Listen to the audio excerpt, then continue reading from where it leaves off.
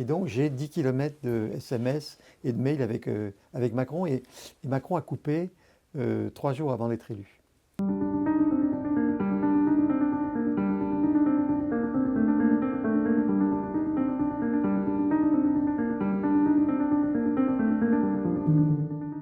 Mesdames, Messieurs, bonsoir.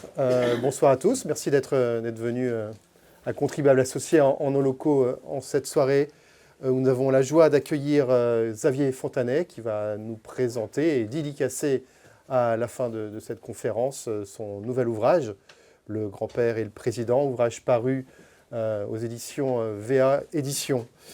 Un petit mot pour présenter Xavier Fontanet. Je pense que la plupart d'entre vous le connaissent, mais on n'en dit jamais assez.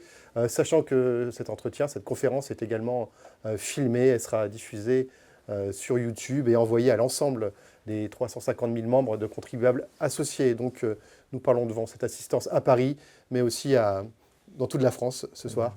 Xavier Fontanet, merci d'être là. Et je vous en prie, c'est un honneur. Hein.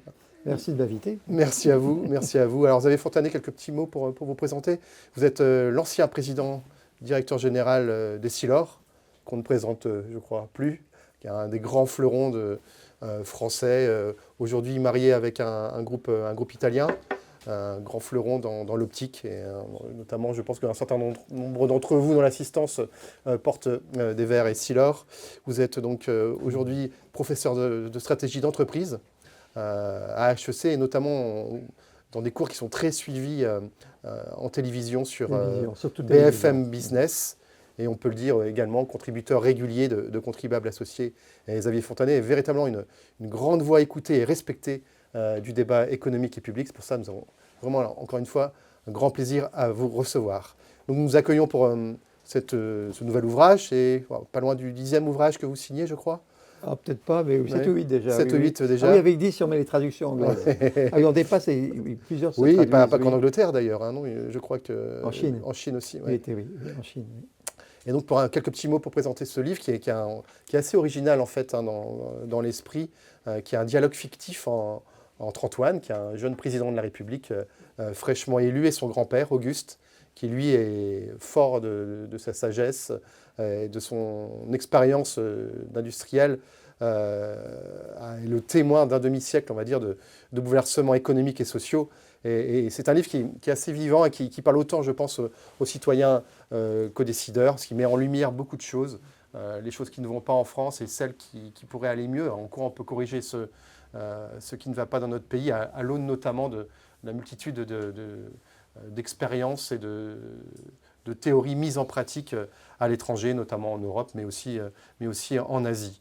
Et dans ce livre, il est beaucoup question aussi de fameux angles morts du débat public, que vous pointez de façon assez précise et efficace. Donc en gros, ça commence, on est dans une France, la France d'aujourd'hui, Xavier Fontanet, un petit peu plus tard d'ailleurs, on repousse de quelques 10 ou 20 ans, on est dans une France paralysée par ses déficits.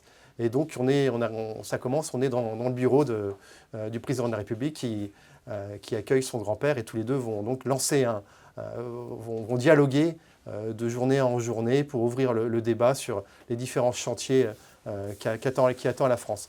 Et tout d'abord, je voudrais... une petite question, Xavier Fontanet. Pourquoi ce choix ? Pourquoi, entre guillemets, ce choix littéraire d'un dialogue, et quelle est la genèse de cet ouvrage ? Et juste avant de vous lancer, je préciserai une chose, c'est que ce livre tient beaucoup aux membres de Contribuables Associés. Parce que dans sa genèse, en fait, alors je ne sais pas si vous l'avez vu, mais au départ, cet ouvrage édité aujourd'hui part de dialogues fictifs, justement. Donc, toujours ce grand-père et ce président, des dialogues que Xavier Fontanet a publiés sur notre site, qui ont été très lus par les membres de Contribuables Associés, et en est né un échange entre les membres de Contribuables Associés et Xavier Fontanet, qui a beaucoup retravaillé qui a beaucoup retravaillé ses textes, et qui a conduit justement à la publication aujourd'hui de cet ouvrage que vous avez devant vous. Donc en fait, c'est quelque part un ouvrage collaboratif aussi entre Xavier Fontanet et les contribuables. Et je vous laisse le présenter. Oui. Bon, merci beaucoup d'être venu. J'espère qu'on va passer un bon moment, surtout un peu amusant et décontracté. Donc quand vous avez commencé, je me demandais d'où est venu le papier. Je crois que c'est quand même vous qui avez eu l'idée au départ de me demander de faire des éditos. Alors après, comment est-ce qu'est arrivée l'idée du grand-père et son petit-fils. Alors il faut que vous sachiez quand même que j'étais à la commission Attali et donc j'ai très bien connu Macron. Et donc la commission Attali, en fait, Sarkozy l'avait filé à Attali avec la condition qu'il y ait un certain nombre de chefs d'entreprise qui soient choisis dedans. Et j'étais dedans. On était 4 ou 5, il y avait Peter Brabeck, le patron de Nestlé. Et donc le deal, ça avait été, je donne la commission Attali à quelqu'un qui est socialiste, à condition qu'il y ait une dizaine de grandes gueules de patrons. Il y avait Yves de Kerdrel, vous voyez, il y avait... bon, et donc on a eu cette commission. Et évidemment, à l'époque, Macron était donc secrétaire de la commission. Et donc il regardait beaucoup les gens qui prenaient la parole. Et c'est comme ça qu'on avait commencé à faire un lien. Et donc j'ai 10 km de SMS et de mails avec Macron. Et Macron a coupé 3 jours avant d'être élu. Tout coupé. Et alors c'est amusant parce vous avez échangé pendant presque 10 ans en fait. Non, moins de 10 ans, peut-être 5 ans, mais très très fort. Ouais. Et nous, on était quand même plus âgés que lui, donc on voyait qu'il avait du talent, mais on le maltraitait un peu, quoi. Moi, je le maltraitais en disant Emmanuel, tu es né avec une cuillère en argent dans la bouche, ton cercle, en gros, c'est l'Assemblée, Matignon, tu n'as pas voyagé, etc. Et d'ailleurs, Emmanuel, effectivement, me disait, mais je crois que j'ai compris que c'est sa technique, ah Xavier, j'aimerais beaucoup faire ce que tu as fait. Au fond, ce qui t'a forgé, c'est d'avoir été après BCG, qui t'a donné une formation économique à Boston Consulting Group. Hein. J'ai eu la chance de rentrer au BCG au tout début. Bruce Anderson, le fondateur, voulait attaquer l'Europe, avait décidé d'attaquer l'Europe à Paris. Et j'étais dans les tout premiers embauchés à Paris, dans les 3-4 premiers embauchés. Donc j'ai vu ce bureau grimper, ils sont 1600 aujourd'hui. Et donc j'étais en contact avec le fondateur. Hein. Pratiquement, c'est lui qui m'a embauché. Donc j'ai eu cette chance exceptionnelle. Et puis après, au bout de 8 ans, je voulais faire autre chose et je suis rentré chez Beneteau. Hein. Chantier Beneteau, parce que j'avais travaillé comme donné conseil à Madame Roux et j'ai vu que Madame Roux était quelqu'un de complètement génial. Et j'ai dit un passage. Et donc j'avais dit à Emmanuel, il faudrait que tu fasses ça. Il faudrait qu'avec ce que tu as... les Beneteau, c'est les chantiers navals, c'est les bateaux, vous voyez, le bateau à voile, numéro 1 mondial. Leader, moi j'ai connu Beneteau à 5 millions d'euros, vous voyez, ils sont à 1 milliard aujourd'hui. Donc moi je n'ai connu que des entreprises qui ont explosé. J'ai connu Essilor à 15 millions d'euros, vous voyez, puis ils sont à 100 milliards. Donc j'ai passé ma vie à connaître des explosions. Et donc c'est pour ça d'ailleurs que j'ai fait un livre de stratégie qui s'appelle « De la stratégie en entreprise », où je raconte à la fois la théorie BCG et j'explique toute la théorie et que des cas pratiques que j'ai vécus. Donc c'est exactement ce que veulent les jeunes et les clients, c'est des grands-parents astucieux qui achètent des caisses de 25 bouquins pour le donner aux enfants et aux petits-enfants, hein, de façon à ce qu'ils se débrouillent. Alors je reviens à notre histoire. Effectivement, c'est probablement ça aussi qui est instinctivement à jouer, parce qu'évidemment Emmanuel Macron n'a pas été capable. Il se trouve que quand même, nous avions Olivier Pécou au conseil d'administration de Essilor, et j'ai présenté Emmanuel Macron à Olivier Pécou qui l'a embauché. Donc il y a quand même pas mal d'intimité dans tout ça, et je pense que c'est ça qui fait que le livre a été si facile à écrire. C'est parce qu'en fait, c'est des dialogues qu'on n'a pas eus, ou qu'on avait eu avant, ou sur d'autres sujets. Qui sont sortis, si vous voulez. Et donc, je m'amusais à l'observer, voir ce qu'il disait. Donc, le truc est sorti tout seul. Alors, effectivement, Contribuable Associé, vous avez beaucoup joué parce que, hein, vous m'avez proposé, hein, et puis c'est là qu'il y a eu le titre. Oui. C'est vous qui l'avez trouvé, le titre. Hein, oui. Voilà. Donc, c'est pour ça qu'on s'est mis d'accord pour le faire ensemble. Puis, je me suis dit, c'est une façon d'aider aussi des contribuables. Ça me plaît beaucoup. Et donc voilà, c'est parti comme ça. Et alors j'ai des courriers énormes. Hein, vous avez des courriers? Ah oui, des courriers, mails par dizaines. Mais j'avais 50. Il y a des gens qui me faisaient des courriers de 25 pages quand même. Hein. 25 pages, en prenant tout, en critiquant. Là, je me suis dit qu'il y a un truc. Donc, en fait, tout est arrivé assez vite. Hein, parce que, en général, c'est des gens qui me disaient « Votre truc est bien, parlez de ça ». Et du coup, je faisais le chapitre. Vous voyez? Donc, j'étais très entraîné par vous. Et puis alors, il y a une personne qui a eu un rôle très important, c'est le président de VA Édition, qui était ancien militaire. Ludovic François. Ludovic François, qui a fait une revue. Alors, je n'ai pas vu ses bouquins, mais en fait, il était dans la géopolitique. Donc, il a édité des gens qui avaient des visées géopolitiques. Et à un moment donné, il m'a dit, je veux vous voir. Et il m'a dit, écoutez, vos trucs sont géniaux. Rajoutez-moi 3 chapitres et je vous édite. Alors c'est marrant parce qu'il m'avait dit, vous êtes assez parisien, donc faites un chapitre sur l'agriculture, il faut parler aux jeunes, dites ce que vous pensez sur l'énergie, sur le CO2 et tout ça, et puis donc finalement c'est arrivé. Hein. Oui, on en est à 27 chapitres. Là, et alors en fait l'idée, c'est assez amusant parce que je prends alors moi évidemment je suis le grand-père, il est industriel. Il a une petite boîte de machines-outils, absolu leader mondial. Donc il a travaillé dans tous les pays. Il a passé son temps à l'étranger, hein. Et le petit-fils, évidemment, était beaucoup plus parisien. Donc c'est ça le jeu. Hein, le jeu, et j'essaye de lui passer l'expérience et tout ce que j'ai vu à l'étranger, hein. Parce que je pense que je suis un de ceux qui ont vu le plus de réformes se faire à l'étranger depuis 50 ans. Donc je pense que là, vous verrez, c'est beaucoup expliqué. Et donc je prends le petit-fils. Alors évidemment, l'idée, c'est de lui faire sortir à la fin le discours dont on rêve. Alors petit à petit, je le prends en main, il évolue. Vous allez voir que souvent, je lui pose une question et je lui dis surtout, vous ne répondez pas. Vous répondrez la prochaine fois où on se va. Parce qu'un des gros défauts dans les Français, c'est que quand on débat, on demande la réponse immédiate, elle est souvent mal formulée et ça commence à dégénérer. Et moi, je voulais absolument qu'on discute sereinement des sujets sérieux, sans se bouffer le nez. Et ça, c'est une technique que j'ai appris des Japonais. Quand vous avez un Japonais de très haut niveau, il faut toujours lui dire un mois à l'avance la question que vous lui poserez. Et vous lui dites, vous n'êtes pas obligé de répondre. On répondra dans un mois. Hein. Il y a des Chinois qui m'ont dit, écoutez Xavier, on discute, on reparle de tout ça dans 10 ans. Hein. Et c'est très très astucieux. Et un des côtés de la sérénité des discussions japonaises, par exemple, c'est qu'on cherche à comprendre la question, on réfléchit, on ne répond pas immédiatement, et donc ça permet des discussions. Et donc il y a un peu de ça dans le bouquin, vous voyez? Il y a un peu de ça et même beaucoup, et beaucoup d'exemples étrangers. Beaucoup. Parce que vraiment, je le disais tout à l'heure très rapidement, mais on voyage avec Xavier Fontanet, c'est ça qui est génial aussi. Et Xavier Fontanet a une telle expérience Voilà. de 40 ans, 50 ans en entreprise. 45 ans de voyage, oui. Ouais. Et vous revenez d'ailleurs, vous étiez où récemment J'étais au Cambodge et au Vietnam. Et Mais dit, je veux dire, ouais. j'ai pris ma retraite à 65 ans parce que c'était les statuts des Silors qu'on ne voulait pas les changer. Et j'étais épuisé parce que j'étais quand même à 500 000 km par an. Alors 500 000 km par an, vous savez pas ce que c'est autant que les pilotes, hein. Les pilotes font 700. Mais moi, j'étais non seulement le voyage, mais en plus je travaillais. Et j'avais un vrai décalage horaire, c'est-à-dire que j'étais complètement décalé parce que j'allais chaque mois, une année, chaque mois je faisais un voyage en Asie et un voyage aux US, ce qui est la pire des choses. Et puis, tous les 2 mois, j'allais dans l'hémisphère sud, au Brésil, en Australie. Alors là, quand vous mélangez ça, c'est absolument épouvantable. Et donc, j'ai été content d'arrêter parce que j'étais décalé horairement pendant 2 3 ans, hein.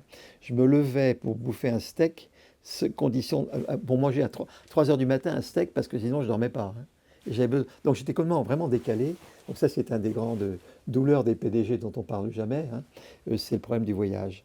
Alors, je voyage beaucoup, beaucoup moins, mais j'ai beaucoup voyagé. Et j'ai des souvenirs qui m'ont énormément marqué. J'ai commencé très tôt la Nouvelle-Zélande parce que chez Beneteau, on avait inventé le First Class 10, qui était un 34 pieds qui battait tout le monde. Et donc, on avait vendu des First Class 10 en Nouvelle-Zélande. Et donc, tout jeune, j'allais en Nouvelle-Zélande, on vendait des First Class 10, et les First Class 10 gagnaient toutes les régates parce que c'était des concepts français plus forts que les architectes anglo-saxons. Donc ça m'a amené très tôt en Nouvelle-Zélande. La Nouvelle-Zélande, c'est un pays qui s'est réformé de façon extraordinaire, vous voyez. J'ai eu un truc qui m'a le plus marqué, c'est la faillite argentine. Parce qu'on avait une très très belle filiale des Silors Argentine. Alors la raison est intéressante, c'est que c'est tous les juifs allemands qui avaient donc quitté l'Allemagne quand Hitler montait en pouvoir et qui s'étaient tous mis en Argentine. Et donc l'industrie optique argentine était au top, parce que c'était tous les Allemands. Donc on avait une très grosse filiale. Et alors la filiale s'est prise, la crise argentine. Dans les années 80. Ah oui, et là il faut l'avoir vécu, puisque on n'a pas assez expliqué qu'ils ont baissé les retraites de 40%, et les salaires des fonctionnaires de 40%. Les seuls qui ont gardé les frics, c'était les policiers et les militaires, parce qu'ils avaient des armes, hein. Et les gens, j'ai vécu des gens, pendant les budgets des Silors, les gens pleuraient en me présentant les comptes, tellement ils souffraient.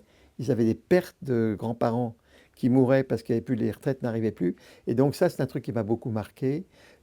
Alors nous, les Silors, on s'en est tirés parce que dès qu'on a vu le drame absolu, on a complètement décapité l'entreprise. On a envoyé tous les cadres travailler sur le Mexique et monter Essilor Mexique.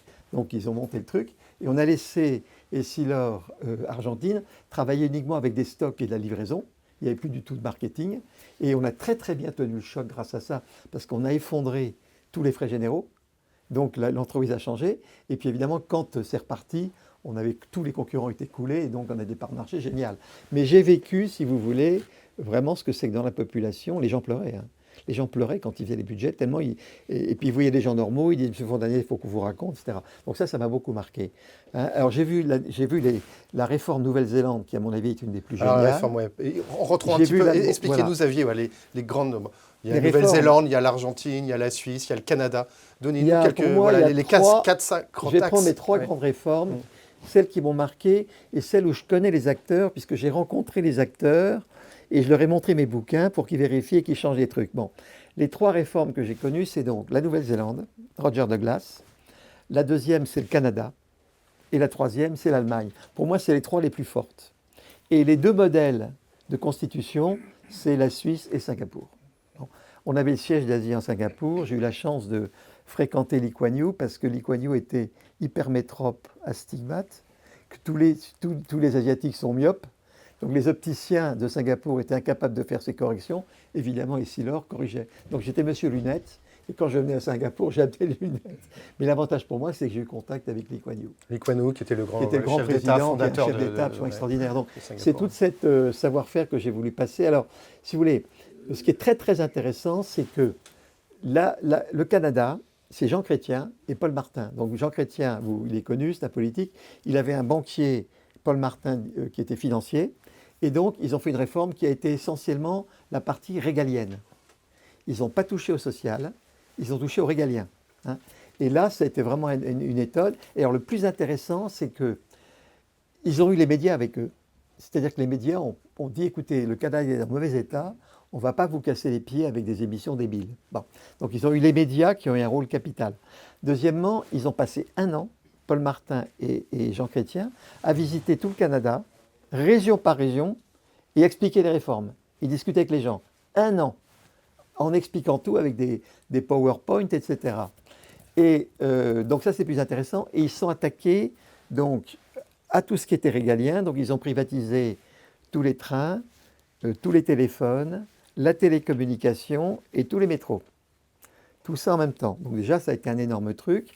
Après, vous savez, au Canada, il y avait un gigantesque sujet où on subventionnait les pays lointains en faisant payer les trains moins chers. Vous voyez ? Là, ils ont dit tout ça, on ne peut plus le payer, on l'arrête. Hein. Donc ça a été aussi vis-à-vis des populations lointaines un sujet important puisque on a décalé ça. Et après, il a enlevé des ministères entiers. Hein. Il a par exemple, il a constaté que le ministère de l'Agriculture, il y avait des boîtes d'agroalimentaire canadiennes, faisaient des rapports stratégiques sur le monde plus puissants que les ministères. Vous voyez. Donc il a dit ça ne sert à rien. Donc ils ont fermé et ils ont institué le concept de budget base zéro. Hein. C'est-à-dire qu'on remet tout en cause. Hein. Donc l'idée va courir maintenant, c'est en train de venir. Les dépenses automatiquement repoussées, c'est un truc dramatique. Hein. Les gens qui trichent parce que comme ils ont fait des économies, on dépense plus de façon à l'approcher à son budget. Vous voyez toutes ces combines.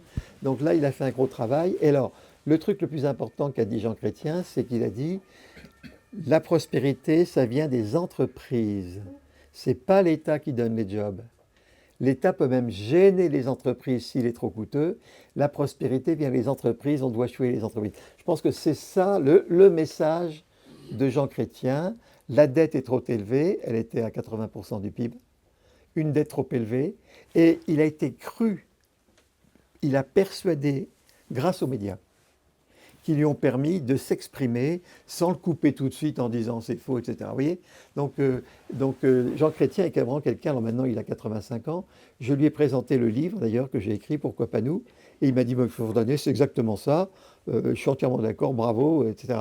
Donc là je suis sûr que j'explique, et le sujet c'est qu'il a réussi à expliquer que en fait un État c'est comme une entreprise, quand il est trop endetté, quand il est en déficit, ça fait du mal à toute la société. Hein. Voilà.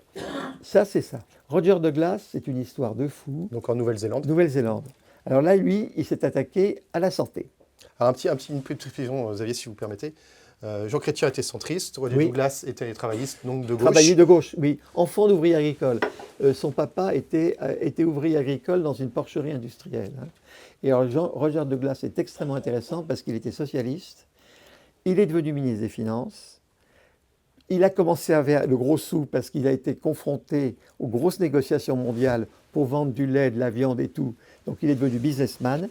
Et c'est pour moi un socialiste, donc qui est devenu businessman, et il avait les mots pour parler aux socialistes.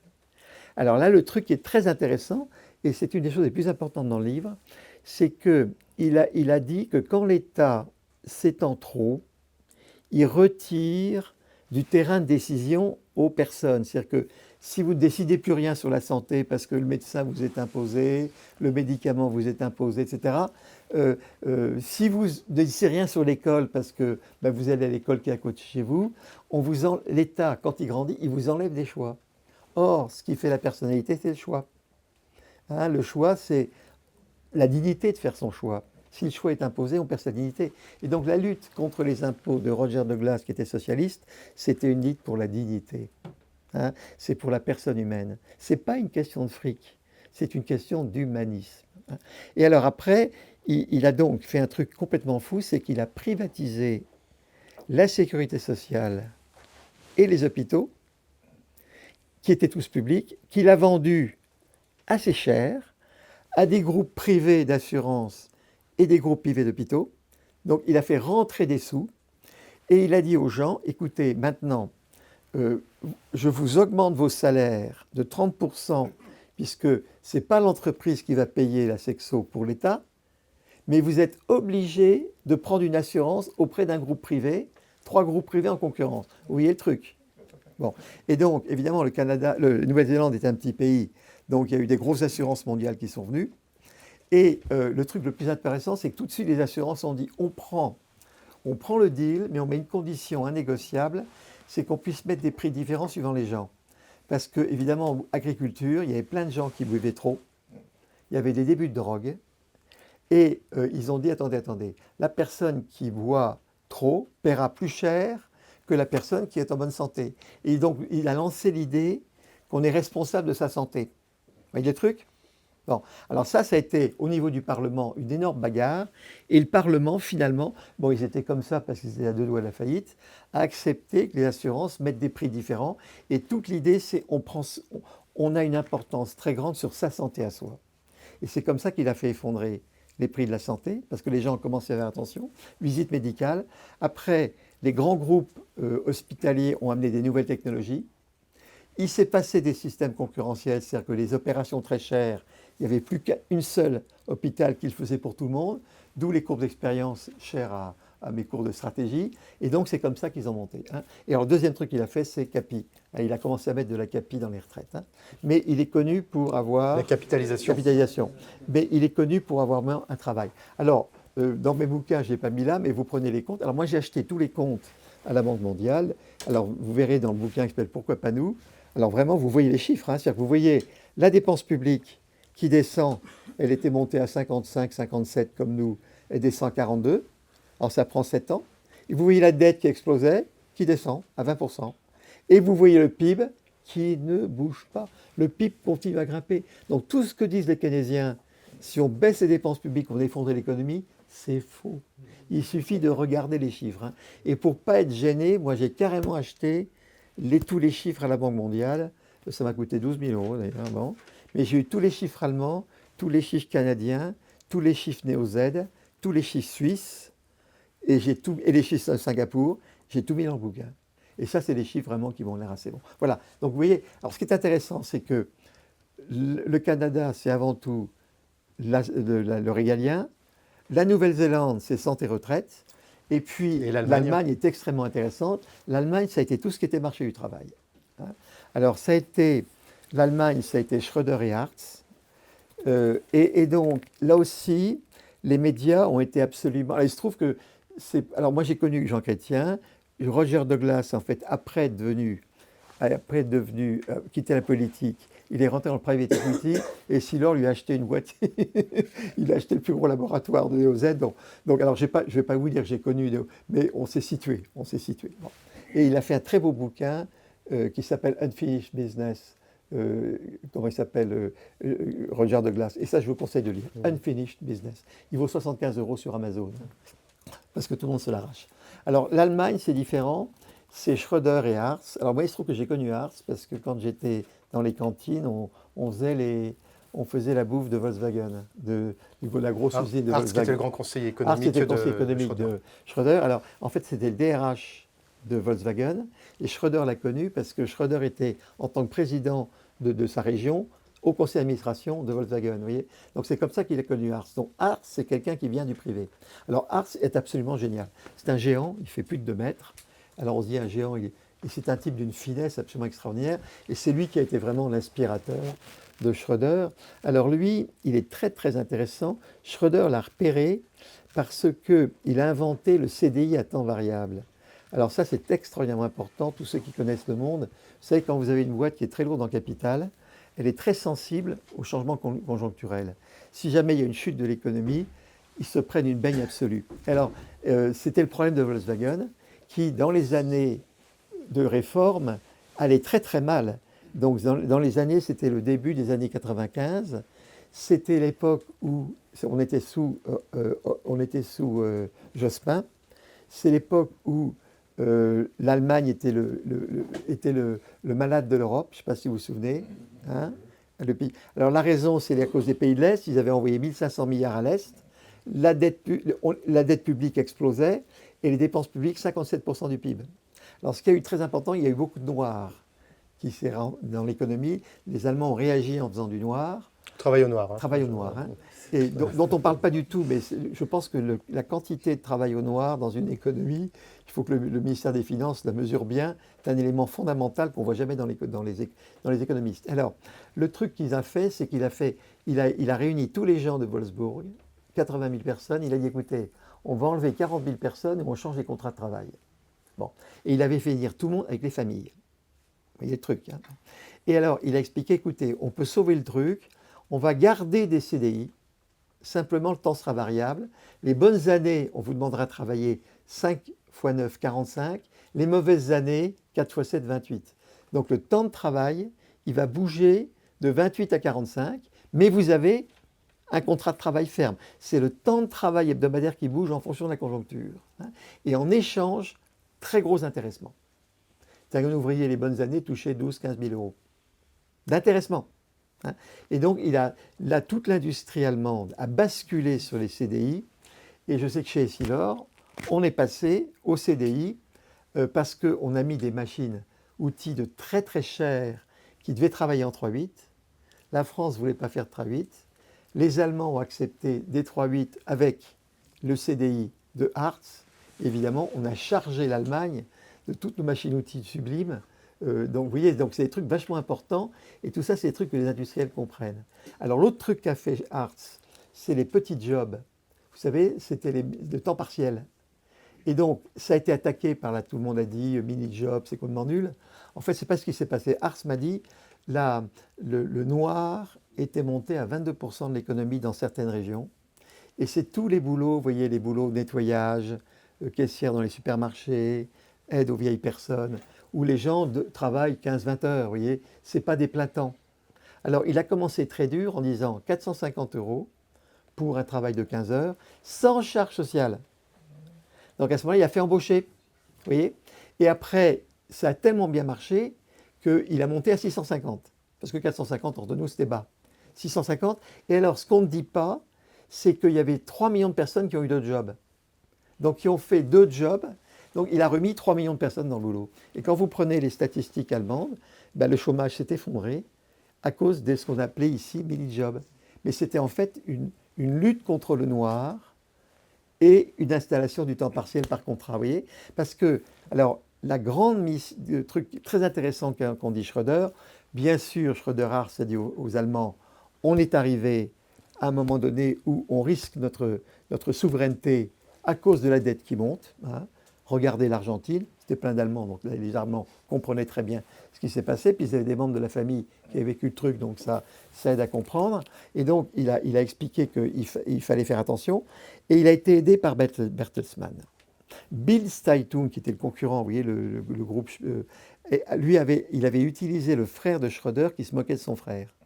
Et à ce moment-là, Bertelsmann a dit, c'est très grave, on est avec vous, Schröder et Hartz. Et tout le groupe Bertelsmann a aidé groupe de presse média, groupe presse média à communiquer par des longues émissions, des émissions d'1 heure et demie où on n'est pas tout le temps en train de couper le type en disant vous êtes nul, circulez, Donc on retrouve le etc. même schéma qu'au Canada en fait. Exactement. C'est ça, Où vous coupez une grande émission en disant attendez, je vous arrête, il y a un truc en direct, on sort une. Vous voyez ce genre de truc, ils fait ça. Et ils ont utilisé tous les, les journaux régionaux pour que Schröder et Hartz aillent faire le tour de l'Allemagne en expliquant leur salade. Vous voyez. Donc, une deuxième fois, les médias ont été très importants. Et donc, ce qu'ils ont fait, c'est donc à la fois le mini-job et les CDI à temps variable. Et c'est ça qui a remis les gens au travail. Alors, évidemment, après, ils ont lancé une idée absolument géniale. C'est l'idée de la solidarité exigeante. Hein. Ils ont dit, une société doit être solidaire. Ce qui fait la société, c'est la solidarité. Par contre, quand quelqu'un reçoit une aide, on a le droit d'être exigeant. Et c'est là qu'ils ont commencé à être plus exigeants sur les remboursements de gens qui sont au chômage. Hein, on ne donne pas 3 ans, on donne 18 mois. Les personnes qui refusent de job, ils perdent tout avec la phrase « Il vaut mieux un job pas tout à fait satisfaisant que l'horreur du chômage, même bien payé à la maison. » Parce que le chômage vous isole. Donc il vaut mieux prendre un job pas tout à fait satisfaisant parce que vous êtes dans la boîte et vous grimpez, vous voyez. Et le thème le plus puissant, c'est la solidarité exigeante. Hein, c'est Fordern ou Fördern. Ils ont joué sur les mots allemands. On peut jouer sur les mots allemands et c'est très puissant. Hein. On aide et on exige, hein, vous voyez. Bon. Et donc, l'Allemagne, c'est vraiment le truc qui est le plus puissant. Et donc, j'ai vu plusieurs fois, j'ai fait venir ici pour faire des conférences avec des syndicats pour qu'ils ont raconté. Et les syndicats allemands ont été très forts. Alors, l'avantage qu'ont les Allemands, c'est Schmitt. Vous voyez, Schmitt, qui était le contemporain de Giscard, a lancé la phrase sublime. Le profit d'aujourd'hui, c'est l'investissement de demain et c'est l'emploi d'après-demain. C'est-à-dire que pour un Allemand, le profit est l'ami du travail.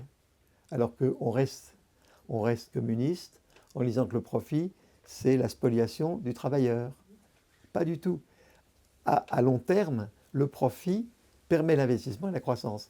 Et ils sont sortis, Bad Godesberg, vous connaissez, les syndicats allemands officiellement expliquaient qu'ils coupaient tous les liens avec les partis politiques. Vous voyez.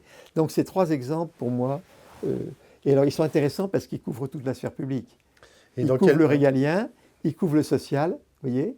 Et en fait, le gros problème qu'on a, c'est que l'État français était régalien sous De Gaulle et Pompidou, et puis il est devenu social. Justement, revenons Vous avez compris le truc, hein, voilà. Alors après, je vous pourrais raconter des tas de trucs très intéressants en Suède, ce qu'ont fait les Suédois, les Finlandais, mais on n'a pas le temps. 3 grands exemples. Mais comment le président prend-il cette leçon, la leçon qu'assène en la matière le grand-père à son président comment le prend-il et comment les Français pourraient-ils prendre cette Il commence à râler au départ, type de réforme. il dira grand-père, tu fustiges les fonctionnaires. Donc, ben oui, comme il était narque. Donc, alors, mais je lui dis, écoute, tu réfléchis, on en reparle la prochaine fois. Et vous allez voir, au fur et à mesure du livre, le petit-fils, il évolue. Donc, par exemple, après, je lui dis, écoute, tu sais ce qu'on fait, on va aller en Suisse. Bon, alors... Les pages sur la Suisse sont fabuleuses parce que vraiment, Xavier connaît ce pays très très bien. C'est extrêmement intéressant parce qu'il y a à la fois l'aspect économique et politique. Ouais. Alors, je l'emmène en Suisse. Alors, je lui explique la constitution suisse et à ce moment, le petit-fils commence à comprendre. Alors, il y a un truc très très très intéressant en Suisse. Bon, vous connaissez. Alors, je vous conseille de lire les bouquins de Garçon. De François Garçon, qui est membre de Contribuables Associés. Invitez François Garçon et achetez le modèle suisse. Ça ne vous coûtera pas cher. Vous allez voir, c'est des lectures. En poche chez Tempus. C'est vraiment des lectures. François Garçon publiera bientôt, dans les semaines qui viennent, une note pour Contribuables Associés sur le modèle suisse en termes de désendettement. En quoi la France doit s'inspirer de la Suisse en la matière. Ils se désendettent actuellement. Ouais. Ils sont en train de se désendetter. Bon, alors, ça amène beaucoup de sujets. Donc, non, la Suisse, ce qui est très intéressant, c'est que, est-ce que vous connaissez le SMIC à Genève 5 000. Ouais. Et vous savez que le SMIC à Genève, il y a 30 ans, était le même que nous. Donc, ils nous ont collé un rapport d'1 à 2,5 en 30 ans. Bon. Alors ça, je vais vous l'expliquer après avec le cheval et le jockey. Alors, la Suisse, c'est quand même un modèle d'économie. Ils étaient, si vous voulez, au même niveau. Autant, on va parler de Giscard. Hein. Je pense qu'il y a un grand changement qui est arrivé à la mort de Pompidou, parce que Valéry... Alors, je discutais tout à l'heure avec un de ses neveux. Donc, on discutait de ça. Évidemment, je lui ai collé le bouquin. Hein. Bon. Et il a vu qu'il y a la petite phrase sur... mon père était ministre de Gaulle. Hein. Vous savez, il était ministre de Pompidou. Hein. Et donc, je connais le truc parce qu'il était Et il voyait donc Chirac et Giscard commencer à pousser un gars qui s'appelle Stoléru. Vous connaissez Stoléru? Et là, moi, j'étais au MIT à l'époque, et mon père me dit, Xavier, écoute, essaye de... Giscard parle tout le temps de Stoléru, renseigne-toi sur ce que fait Stoléru. Alors, Stoléru, c'est absolument génial, hein. C'est un X, Pont, Stanford, et donc il a fait un doctorat d'économie. Il a fait un bouquin, vous l'avez lu, L'équilibre et la croissance économique. Moi, je vous conseille de l'acheter, hein. Bon, et alors, en fait, qu'est-ce que c'est?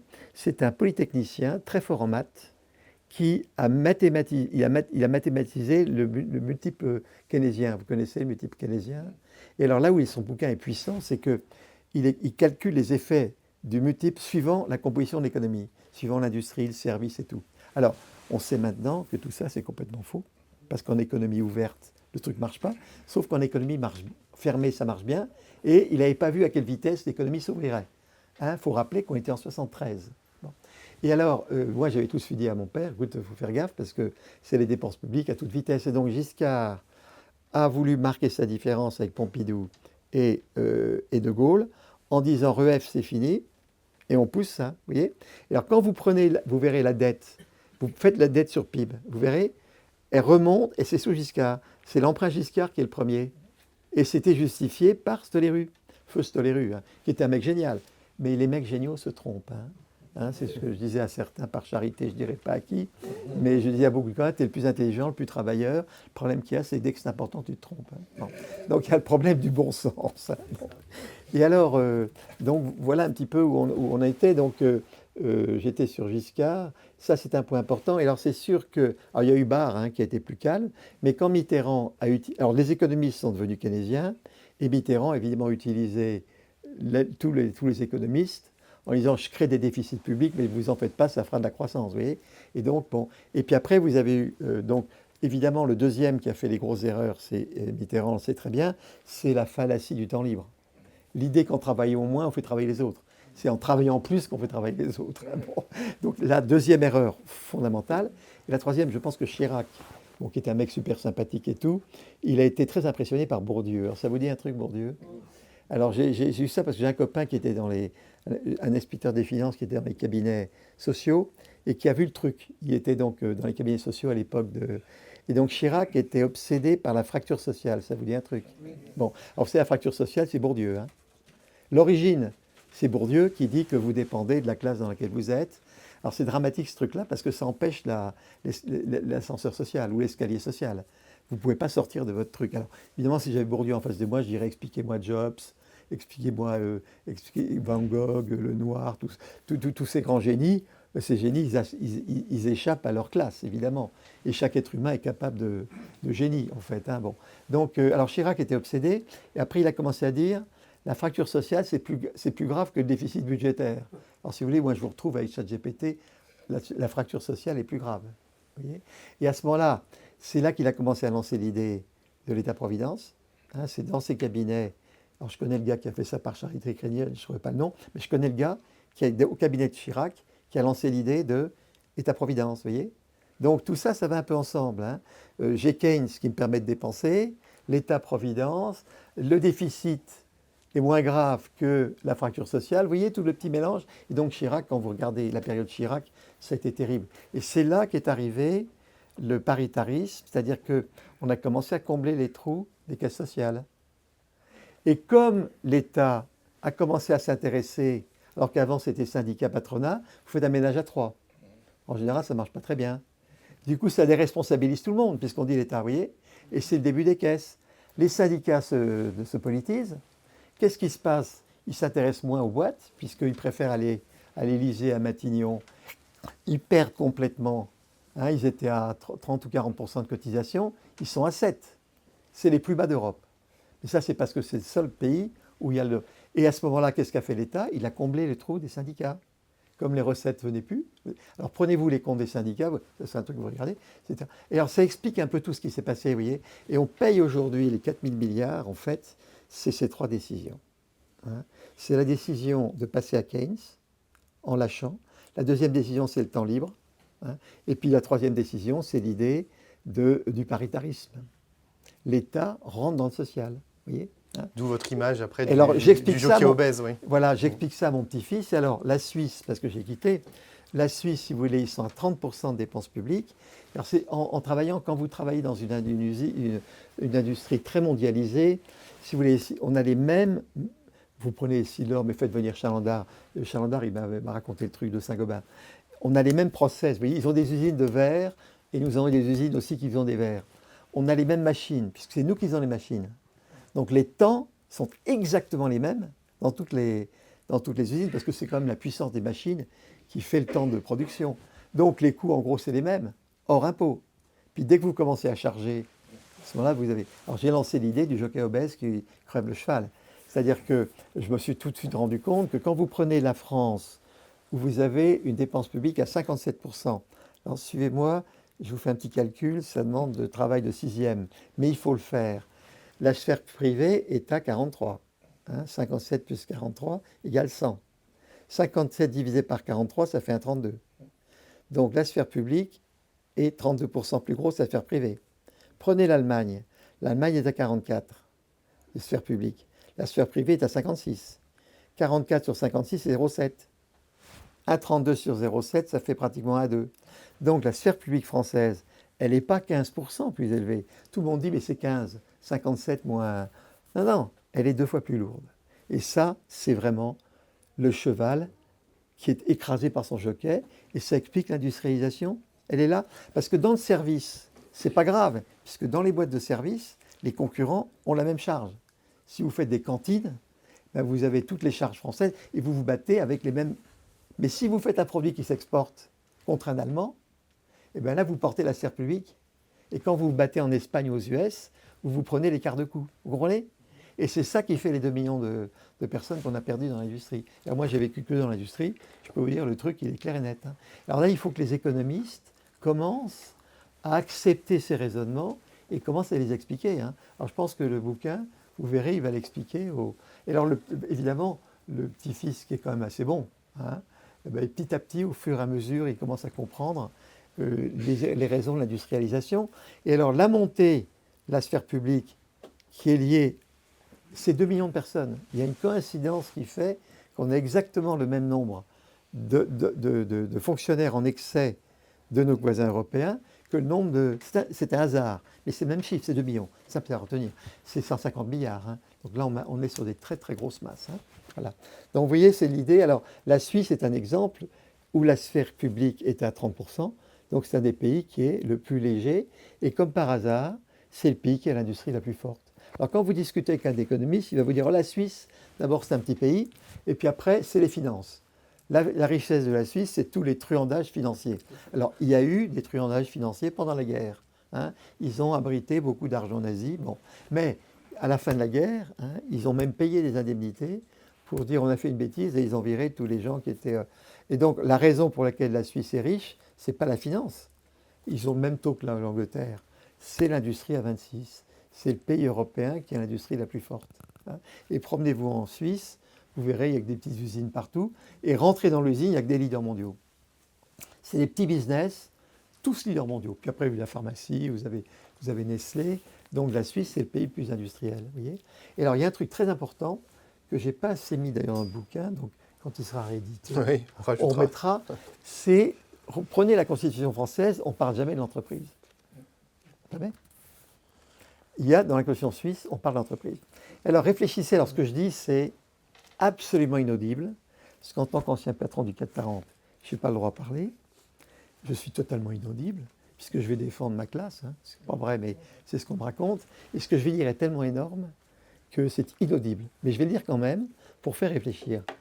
Vous savez, la simplification, alors je connais bien les Suisses, parce que j'étais administrateur de L'Oréal pendant 20 ans, et j'avais Peter Brabeck comme voisin, et donc on discutait beaucoup. Bon, et c'est un type absolument exceptionnel, encore un type à faire venir, je veux dire. Et alors, donc il m'a beaucoup aidé à rencontrer des gens. On a beaucoup discuté sur la Suisse. Et lui, c'est un Autrichien en fait. C'est un Autrichien, il n'est pas suisse, Peter. Et donc aussi, l'Autriche était un peu comme la France. Donc on avait les mêmes idées. Et le contrat de travail, la Suisse, le contrat de travail est très court, le code suisse, il y a 25 pages. 30 pages, contre 3000, donc il y a un rapport d'1 à 100. Et la raison, c'est parce que le Suisse considère que l'entreprise a une personnalité à défendre. Quand quelqu'un quitte une entreprise, il licencie son entreprise quand quelqu'un part. Moi, je sais que j'ai vu partir des gens. Je dis, écoutez, j'ai envie de vous une petite facture de 100 000 euros parce que ça fait 20 ans qu'on vous forme. Et donc, moi, je veux bien que vous partiez, mais il faut dédommager l'entreprise quand même. Hein. Alors, les Suisses ont la phrase terrible, c'est que la phrase la plus importante, c'est l'entreprise n'a pas justifié un licenciement. Elle n'a pas justifié. Parce que si elle le décide, hein, elle doit payer 1 mois d'indemnité par année, limité à 24. En cas de conflit, vous discutez avec les juristes du canton. Et donc, l'entreprise n'a pas à justifier. Elle paye, mais elle ne justifie pas. Puis s'il y a vraiment un problème, procès, etc. Mais donc, vous voyez, ça veut dire que l'entreprise a le droit aussi de se défendre. Si à un moment donné, il y a trop de monde, vous voyez les systèmes. Et puis après, il y a une assurance chômage assurantielle, hein, qui est privée. Hein. Donc le système fonctionne comme ça. Alors c'est énorme, mais donc l'idée de la Suisse, elle est très importante, c'est que l'entreprise a une personnalité. C'est un être qui est plus fragile qu'on croit, à cause de la concurrence. Voilà. Alors je pousse un peu le bouchon, mais vous avez compris l'idée, hein. Elle est vachement importante. Hein. Et évidemment, quand on a un droit de travail comme ça, on embauche. Les Suisses, ils sont à chômage négatif, hein, parce que quand vous prenez les chiffres de la Suisse, ils ont un chômage de 3%, mais vous avez vu les frontaliers, il y a 8% de frontaliers. Ça veut dire qu'ils sont à -5. Vous voyez, hein, donc quand vous commencez à tenir compte des frontaliers, que vous faites tous les graphiques chômage, ben ça vous remet les trucs en place. Donc je pense que la Suisse est vraiment un pays à regarder. Et alors après, on pourrait aller beaucoup plus loin. On pourrait aller beaucoup plus loin, mais on n'a pas le temps nous presse. Il vaut mieux qu'il y ait des questions, et parce que je vois que ça fait déjà 3 quarts d'heure. La parole à la salle, alors qu'on effectivement. on avait dit 15 minutes. Donc on va vous faire circuler un micro, messieurs, dames. N'hésitez pas à être disert, mais aussi pas trop long, s'il vous plaît, afin que tout le monde puisse Oui, il faut poser des s'exprimer. questions et pas faire d'exposés. Voilà, ça, oui, merci. Souvent, il y a des gens qui vont les exposer. Ouais. Ils ne posent pas de questions, Monsieur ils veulent Lavarre, parler. ouais.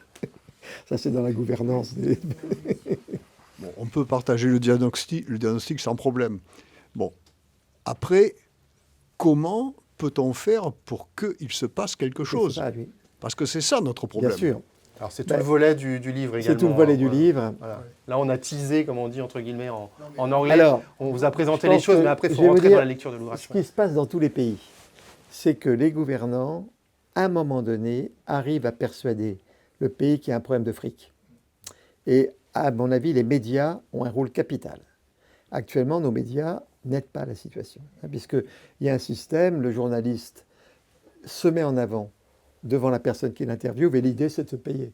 Moi, j'y trouve par hasard, j'ai discuté avec des journalistes, tu as vu, tu t'es payé un tel, tu t'es payé un tel, donc ils sont très contents d'avoir un scalp, et donc c'est pas comme ça qu'on explique les choses. Oui, là, vous m'avez donné le temps d'expliquer, je vous ai convaincu. Bon, c'est impossible de faire un speech comme ça à la télé. Taisez-vous, etc. Donc, il y a un gros sujet, c'était d'ailleurs l'obsession de Pompidou. À la fin de sa vie, Pompidou, lisez le bouquin de Pompidou fait par Alain Pompidou, qui a pris toutes les dernières lettres de Pompidou. Vous allez voir, 70% c'est sur les médias. Pompidou, à la fin de sa vie, a dit que le problème, c'est les médias, l'éthique des médias. Et donc, il y a un problème d'arriver à expliquer que c'est comme qu'une entreprise, c'est comme une entreprise. Alors après, si vous voulez, je veux dire, le truc, il est très rapidement. La situation est bien pire qu'on croit, parce qu'on a un déficit de 150, mais si on veut bien faire les choses, il faut 300. Parce que il faut mettre 300. Hein, il faut 300 parce que vous avez... en gros, il faut mettre 300, et les 300, on les trouve très facilement. Parce que si vous remettez tout le monde à 40 heures, ce qu'on n'explique pas aux gens, c'est que quand vous travaillez 35 heures au lieu de 40, c'est du PIB qu'on n'a pas. Et donc des recettes qu'on n'a pas. Alors faites un petit calcul, vous prenez tous une enveloppe, on a 20 millions, vous mettez 20 euros par heure, vous faites travailler les gens, vous donnez 5 semaines de congé, vous faites travailler 40 heures, vous allez voir, vous tombez sur 200 milliards. Donc ça fait 100 milliards de recettes qui manquent. Donc vous vous rendez compte, donc c'est 20 fois l'ISF maximum. Donc travailler plus, ça ramène énormément de fric. Et alors comme tout le monde dit qu'il ne faut pas travailler, vous avez des problèmes. Bon. Deuxièmement, la retraite. Un an de retraite. Personne ne vous a fait les calculs, mais faites le petit calcul. Alors je le fais avec mon petit-fils. Je lui dis, écoute, tu prends du papier et puis tu fais le calcul toi-même. Vous connaissez les prestations de la retraite? Combien est-ce que la prestation, c'est combien? 415 milliards. Oui, alors c'est 390, 415. La durée de prestation, c'est combien? 25 ans. On repousse d'un an, on gagne combien? Un 415 sur 25, ça fait combien? 15. Bon, les cotisations, c'est combien? 320. On cotise combien de temps? 40 ans. On déplace d'un an? 41,5. Oui, 41,5. On déplace d'un an, ça fait 8-9 milliards de plus. 15 plus 15, 16 plus 15, ça fait 25. Vous déplacez d'un an l'âge de départ, 25 milliards. Vous déplacez de 3 ans, 75. J'en suis déjà à 175, vous voyez les sommes. Après, les fonctionnaires, il y a combien de fonctionnaires en France? 6 millions. Oui, 5,8 millions. En Allemagne? 4,5 millions. Combien d'Allemands? Population supérieure de Co- Combien d'Allemands? 85 millions. La France, 68. Donc vous faites le ratio. Combien de fonctionnaires par habitant en France? 1 plus 12. En Allemagne, 1 plus 18. Ça fait combien en trop? 2 millions. 2 millions. Un fonctionnaire coûte combien? 70 000 euros, charges comprises en moyenne. 2 millions par 70 000, 140.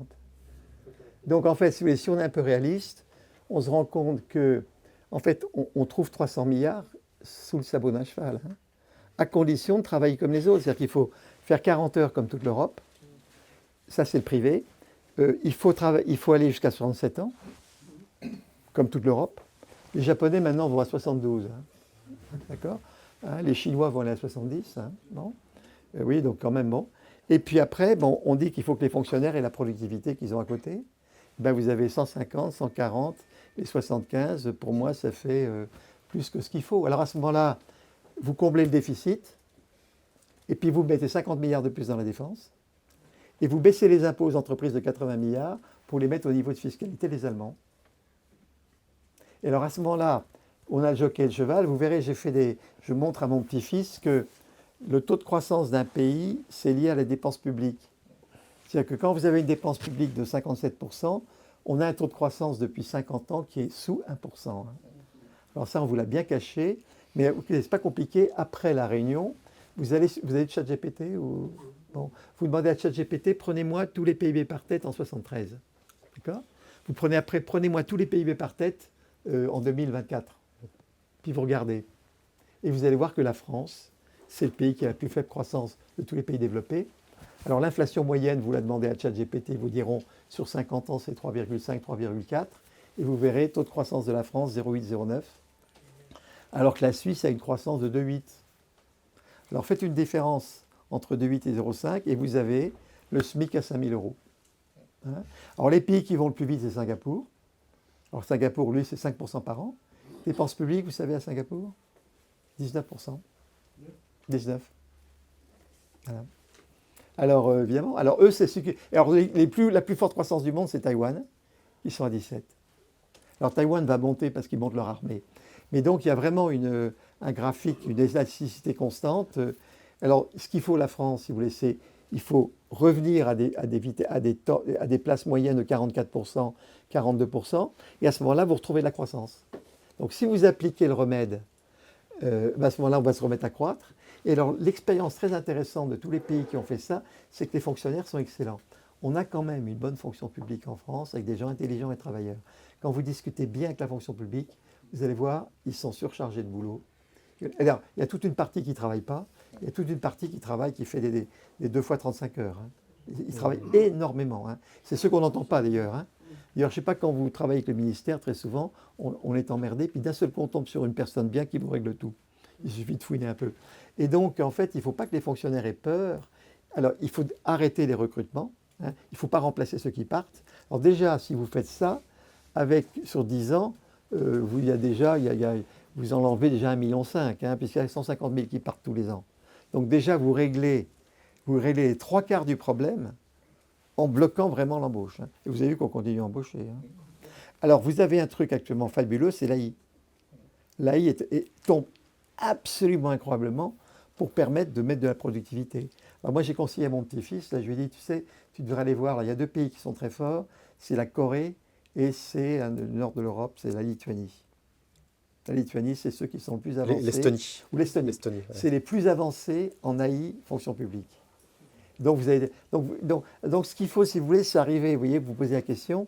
Alors moi, je dis toujours, j'ai vécu évidemment avec Essilor des tas de cas où on était dans une situation aussi grave. Pour une filiale, hein.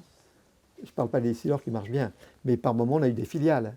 Alors moi, je mettais tout le monde dans la pièce et je commençais à expliquer les trucs le temps qu'il fallait. Et à un moment donné, vous savez, la pièce bascule. Et quand les gens ont tous compris, on peut passer à l'action. Alors je prends l'exemple de Napoléon. Vous savez, vous avez vu les films d'Abel Gance? Alors allez voir le film d'Abel Gance quand Napoléon, la veille d'Austerlitz, va expliquer aux grognards la bataille du lendemain. C'est sublime. Et alors vous voyez les grognards qui disent, écoute Napoléon, tu nous prends pour des grandes personnes, on sera là demain.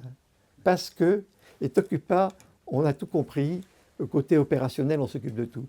Et Clausewitz, à la fin de sa vie, alors Clausewitz c'est différent, il était dans les châteaux, il se faisait envoyer les cartes, en disant il faut que je sois avec un bon thé pour pouvoir prendre des bonnes décisions, alors que Napoléon, il avait besoin de sentir les boulets pour prendre les bonnes décisions.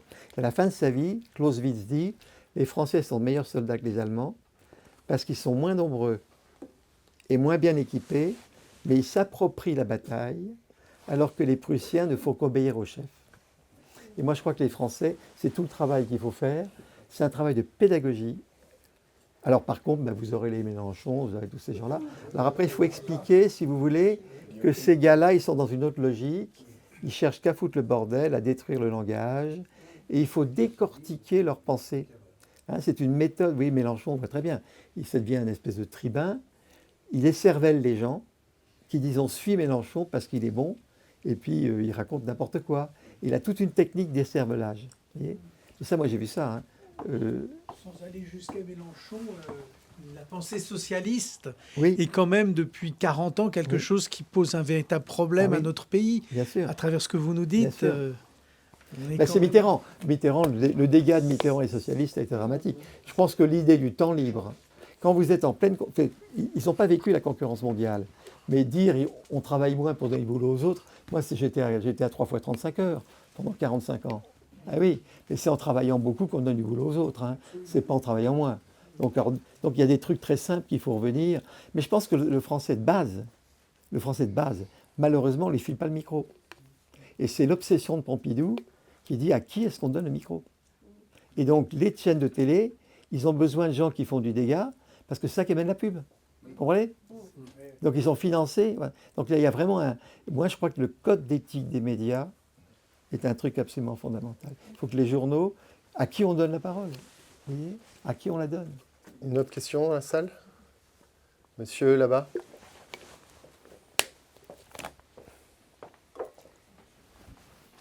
Oui, bonsoir. Concernant les médias, il y a quand même tout un tas de médias qui appartiennent à des grands entrepreneurs qui sont plutôt côté capitaliste, si vous voulez. Je pense par exemple aux Échos. Et ça n'a pas l'air de faire bouger quoi que ce soit au niveau des résultats électoraux, en fait. C'est-à-dire qu'il y a eu un truc de classe d'âge aussi, parce qu'on est dans une classe d'âge très âgée. D'accord? Alors, il faut aller travailler au niveau du Go Decrypt et tout ça aussi. Hein. Les grands médias, ils touchent des gens âgés comme nous. Hein. Ils touchent une toute petite partie de la population. Et moi, j'ai la chance d'être prof d'économie. J'ai commencé un cours d'économie à la demande du corps des mines pour les X des mines. Et donc, j'ai été en confrontation avec des 20 ans. Ben, il faut se les payer. Hein. Et alors moi, l'idole que j'ai, c'est Hugo Décrypte. Hein. Parce que, mon avis, si j'étais le Figaro, j'achète tout de suite Hugo Décrypte. Parce que Hugo Décrypte, il a 5 millions de... Moi, je vois tous mes enfants. Aucun n'achète les journaux. Aucun. Et qu'est-ce qui les forme? C'est des gens comme Hugo Décrypte. Eux, ils prennent Hugo Décrypte pour avoir de l'info. Hein. Moi, je vous conseille d'y aller. Vous allez voir, c'est remarquable. Hein. Moi, j'ai assez envie de me rapprocher de lui pour faire des... Hugo Décrypte? Je ne connais pas ce mot-là, non. Hugo, H-U-G-O. Allez sur... Hugo allez, comme le prenez prénom. YouTube. Allez, vous avez un C'est téléphone. un influenceur sur YouTube. Ah bon, vous prenez, allez sur Internet. YouTube et vous tapez Hugo, H-U-G-O, Décrypte, D-C-R-Y-P-T. Vous allez... Voilà. Décrypte, du verbe Et décrypter. décrypte. Et vous allez sur YouTube. Alors vous allez voir apparaître, c'est passionnant, vous allez voir apparaître sur YouTube tous les trucs de fond qu'il fait. Parce que tous les jours, il fait un journal, un quart d'heure, et tous les jours, il fait 4 paquets de très grande qualité. Et quand vous prenez YouTube, vous allez voir, vous avez une vingtaine. Allez regarder. Celui-là, à mon avis, il est vachement puissant. Alors, par contre, vous avez, il y a moi je vois très bien, même à l'X, au MID, il y a vraiment des gauchos qui sont... Alors, ça, on parlait de la gauche, les socialistes sont devenus écolos. C'est une façon, si vous voulez, de déstabiliser l'économie en disant qu'il faut une croissance négative et tout ça, vous voyez. Et donc, il y a tout ce monde-là sur lequel il faut lutter. Et d'ailleurs, dans le Petit-Fils, là, il y a un chapitre justement sur l'écologie et Sur l'agriculture. sur l'agriculture. Et ça, c'était le gars qui m'a dit, écrivez des chapitres là-dessus. Parce que votre truc, il est trop parisien, il m'a dit. Et donc, il faut que vous deveniez plus provincial. Pourtant, ce que vous n'êtes pas Mais je suis parisien provincial. pur. Et alors, c'est très marrant parce que j'ai eu plein de lecteurs quand je fais des trucs, ils me disent, mais M. Fontanet, c'est bien, mais vous êtes de la haute, vous ne vous rendez pas compte de ce que c'est. Et donc, il y a une madame Volet. Oui, je vois. Un membre de Contribution qui est membre. Qui m'envoyait des trucs énormes. Qui est de Lorraine. Et alors, elle m'a énormément aidé parce qu'elle me disait, mais Xavier était de la haute. Et donc, elle m'a tiré, vous voyez. Et je lui ai dit, vous devriez faire un bouquin, vous aussi. Hein. Vous feriez un bouquin, vous faites une image. Vous êtes dans la famille une personne qui a un peu souffert. Vous avez une grande sœur qui a épousé un mec riche. Faites une discussion entre les deux. Je lui ai dit. Oui, oui. Ah, on va la pousser. C'est une dame qui a fait carrière dans la comptabilité d'entreprise. Et j'ai tout de suite, un des premiers bouquins que j'ai reçu, je lui ai envoyé, je lui ai dit, chère Françoise, belle Françoise, je vous dois énormément, parce que vous avez énormément contribué au bouquin. Hein, et cher ami, écrivez-en un. Hein, un dialogue fictif entre vous. Alors, elle est vachement intéressante parce qu'elle a été donc secrétaire d'un patron de PME. Et vous savez, une petite boîte, la secrétaire, elle fait la finance, le RH, elle est tout. Et alors, là où elle est extrêmement intéressante, c'est qu'elle a une grande admiration pour le boss. Et elle se rend compte que le problème, c'est l'État, la contrainte. Donc, elle est extrêmement touchante, cette femme. Je vais l'encourager vraiment. Je vais lui dire, écoutez, mettez-vous à écrire. En plus, elle écrit pas mal. Simplement, il faut la cadrer, quoi. Donc, mais elle exprime un truc extrêmement profond. Et alors, c'est très intéressant parce qu'elle a tout intuité. Tous les problèmes de dépenses publiques, tout ça, elle l'a intuité. Et donc, elle est remarquable, cette femme. Hein. Et donc, merci de l'avoir. J'en ai 2-3 comme elle, mais elle, elle m'a carrément écrit elle me faisait à chaque chapitre un bouquin de 25 pages. Reprenez le texte, ouais. Je vais vous les passer d'ailleurs. J'ai tout gardé soigneusement et c'est vachement intéressant. Hein. Voilà. Donc la question, c'est qu'il y a un vrai problème de communication. Il faut expliquer. Et oui, aujourd'hui, j'ai tweeté parce que vous avez vu, on a vu que les taux d'intérêt ont monté de 0,5% depuis 2 mois. Quand vous faites le calcul, c'est un coût de 15 milliards. Et vous avez vu, la Banque de France dit, ne vous inquiétez pas. Le ministère des Finances, vous avez vu, il a dit, c'est pas grave. Alors que c'est une occasion extraordinaire. De dire, attendez, là, il y a 15 milliards d'un seul coup à cause de notre dette. Vous vous rendez compte de la pédagogie? Alors qu'est-ce qui fait qu'on dit, je ne comprends pas le père Macron. C'est un truc pédagogique pour expliquer. Il faut partir de trucs comme ça et puis commencer à faire de la pédagogie. Mais ils disent, vous vous rendez compte? Et on fait croire qu'en montant les impôts, alors vous voyez, j'ai fait tas de calculs, on fait des calculs avec mon petit-fils sur le SMIC. Combien faudrait mettre, de quel impôt faut mettre entre guillemets riches pour donner le même pouvoir d'achat SMIC avec Genève? Vous verrez, il faut mettre 300 milliards, 400 milliards par an, hein, avec le nombre. Alors j'ai fait des calculs simples, vous prenez une enveloppe, faites des chiffres vous-même, vous allez voir. Donc je pense qu'il y a un gros sujet, c'est de familiariser les Français avec les chiffres en expliquant qu'un pays, c'est comme un ménage. Il n'y a aucune formation d'économie en France. Voilà. C'est lamentable. Les profs d'économie sont... Voilà. Alors moi, je lutte contre eux. Alors je vais vous amuser. J'ai fait un truc absolument fantastique. Si vous voulez, on va venir sur Le Grand-Père et le Président, sur l'autre bouquin que j'ai écrit, de la stratégie en entreprise. En fait, c'est un livre que j'ai écrit ça c'est marrant, j'ai écrit un livre sur Essilor, la conquête du monde en équipe. Ce bouquin a eu très gros succès, il a dû être édité 10 fois. Et il y a un private equity qui s'appelle Pierre Pupier, qui est venu me voir en disant « Votre bouquin est fantastique, on en fait un cours d'économie ». Et donc, c'est un livre dans lequel il m'interviewe et il me demande de passer toutes mes recettes. Donc, en fait, je n'ai pas cherché à faire ça, mais je raconte ma vie au début au BCG. Donc, les 100 premières pages, j'explique la théorie BCG dans les 100 premières pages. Puis après, je raconte comment j'ai appliqué ça chez Beneteau, bon, qui a été un succès, on peut dire. Hein, moi, j'ai connu le truc. Et donc, je raconte comment, dans le détail, en utilisant les concepts BCG, on a fait passer Beneteau du 15e mondial au 1er mondial.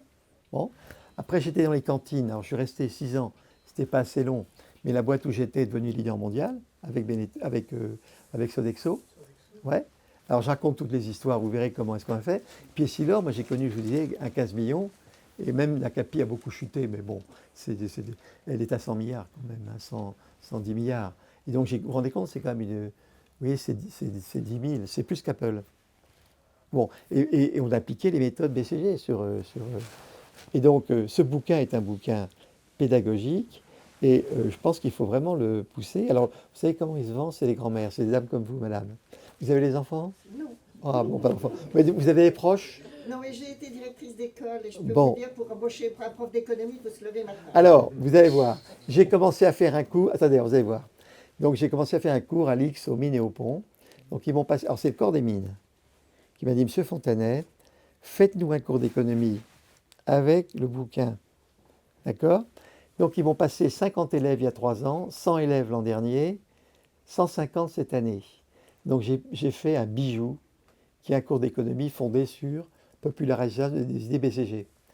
Et alors, évidemment, dès qu'il s'agit de dire, écoutez, Fontanet devient prof aux mines, ça a été, les professeurs commencent à dire, qu'est-ce que c'est que ce truc-là? Vous mettez un patron du 440 entre les... qui va nous... Bon. Alors, vous savez ce qui est passé? C'est que les élèves ont dit, votre cours est tellement génial qu'on va en faire une série. Donc, je les ai aidés financièrement. Et alors, ils ont fait un truc, vous ne pouvez pas imaginer la beauté du truc. C'est-à-dire qu'ils m'ont étudié, donc ils ont été chercher par Internet, ChatGPT, tous les cours d'économie que j'ai donnés. Ils ont été voir toutes mes émissions BFM Stratégie. Je leur ai filé des petits films YouTube. Et ils ont monté un cours absolument extraordinaire. Donc, c'est 40 leçons de 5 minutes, introduction de la leçon par eux, et ils mettent des quiz. Donc, vous faites les 40 leçons. À chaque fois, c'est un petit quart d'heure. Donc, vous voyez, vous avez une introduction qui vous met le sujet, vous écoutez le cours, puis on vérifie que vous avez compris, avec des quiz. Bon. Et à la fin, alors j'ai fait une autre société qui est un jeu de stratégie, qui s'appelle Stratena. C'est un jeu de stratégie où je vous mets en position de PDG, et vous jouez contre les intelligences artificielles. Et donc, suivant le score que vous faites, vous avez un score. Et donc, à la fin du cours, on joue sur Stratena qui vous donne le truc. Et alors, tenez-vous bien, ce truc-là, je l'ai logé sous l'association des anciens élèves X-Min. C'est non-profit organization, c'est-à-dire que tout le fric qu'on gagne, on le remet dans le système et on commerce. Et on a commencé à vendre il y a 1 mois. Alors, ça coûte 100 €. Et alors, le truc marrant, c'est que vous êtes classé et vous avez votre certificat sur LinkedIn. Alors, on s'est rendu compte que quand les gens peuvent dire « j'ai fait le jeu et je suis dans les 5% meilleurs », et donc, on commence à en vendre des tas. Alors, je vous assure, restez assis. Je commence maintenant à négocier avec des écoles. Et ils disent, vous comprenez, un cours d'économie, ça me coûte 150 000 € parce qu'il me faut le prof, l'assistante, et trucs. Alors que là, prenez une école, mettons l'école des mines, les mines de Nancy, puisque eux ont accepté de mettre le cours dans leur truc, officiellement. Hein. Il me dit, attendez, 70 élèves par 100 €, 7 000, c'est 20 fois moins cher qu'un prof. Et voilà. Alors moi, je vous conseille de faire, alors on fait de la pub, hein, mais je vous conseille de essayer. Moi, si vous voulez, je vais vous donner les codes pour que vous fassiez le truc. Et alors, vous restez bien assise. Hier soir, coup de téléphone du chef de cabinet du président du Togo. Monsieur Fontanet, le président a vu vos trucs. Il est vrai que j'avais fait il y a 3 ans des conférences au ministre du Togo. Est-ce que vous pouvez nous faire un cours pour une école qui est l'ENA Togo? Et je discute lundi pour voir les conditions. Je vais lui fourguer le jeu. Hein. Et je vais dire, le meilleur truc, ça vous coûte 100 € par élève. Et là, vous allez avoir... voilà. Donc, vous voyez, alors le truc est en train de se développer. Subdeco est intéressé. Et là, je m'amuse beaucoup. Donc, je m'amuse beaucoup à la retraite. Je suis à la retraite, je travaille 2 fois 35 heures. Ouais. Voilà. Et puis, vos bonnes bouilles m'encouragent à continuer puisque je vois vos sourires. Et voilà. Alors maintenant, le truc est compliqué, il n'est pas fait. Hein. Mais bon, moi je considère qu'il faut encourager les gens à parler. Ce que vous faites très bien dans cet ouvrage. Vous faites un gros boulot, vous aussi, vous faites un très gros boulot. C'est notre mission. Et il y a un très grand... Et notre contribuable associé est très heureux de vous représenter cet ouvrage. Xavier vous l'a expliqué, hein, on n'est pas éditeur, mais ce livre est né grâce à Contribuable Associé. Donc, voilà. C'est un partenariat avec l'éditeur VA Édition. Donc, encore une fois, c'est beaucoup grâce aux membres de Contribuable Associé que ce livre a pu sortir. Et Xavier Fontanet va vous faire un plaisir de vous le dédicacer. Tout cela autour d'un petit verre. Voilà, un rafraîchissement pour tous. Merci à tous.